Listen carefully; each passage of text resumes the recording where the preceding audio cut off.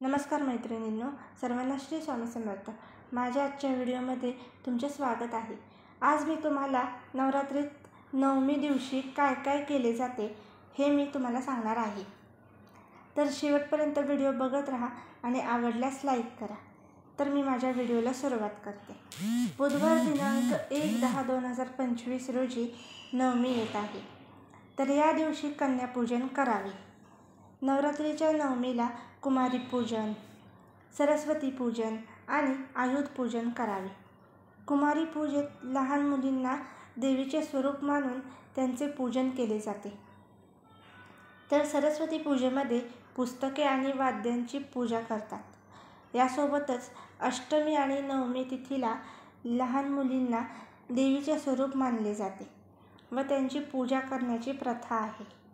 या पूजेतून महिलांचा आदर व्यक्त केला जातो। कन्यापूजन हा नवमीचा मुख्य विधी आहे। यामध्ये देवीचे स्वरूप मानून लहान मुलींची पूजा केली जाते। आपल्या इच्छेने 2, 5, 7 किंवा 9 मुलींची पूजा करावी। त्यांचे पाय धुवून त्यांना हळद कुंकू लावून आसन देऊन पुरी, हलवा आणि काळे चणे यांचा नैवेद्य अर्पण केला जातो। त्यांना भेटवस्तू देऊन त्यांचे आशीर्वाद घेतले जातात। कन्यापूजन झाल्यानंतर 9 दिवसांचा उपवास सोडला जातो। नवमीला कम्प्युटर आणि लॅपटॉपची पूजा केली जाते। या दिवशी ज्ञान आणि कलेची देवता असलेल्या देवी सरस्वतीची पूजा केली जाते। म्हणून अभ्यासाशी आणि कामाशी संबंधित वस्तूंची पूजा करण्याची प्रथा आहे। 9व्या दिवशी सरस्वती देवीची विशेष प्रार्थना केली जाते। या दिवशी पुस्तके, वाद्ये आणि कला सादर करणारे साहित्य या सर्वांची पूजा केली जाते। आयुध पूजा यामध्ये वाहने आणि इतर साधने धुवून त्यांची पूजा केली जाते व त्यांना हार घातला जातो।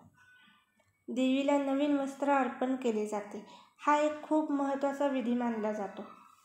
देवीला फळे, फुले, नारळ आणि मिठाई यांसारखे पदार्थ अर्पण केले जातात। देवीला प्रामाणिकपणे केलेला कोणताही नैवेद्य देवी स्वीकारते। तर ही होती नवरात्रीत नवमी दिवशी काय काय केले जाते याबद्दलची माहिती। व्हिडिओ आवडल्यास लाईक करा, शेअर करा आणि चॅनलला प्लीज सबस्क्राईब करा। थँक्यू।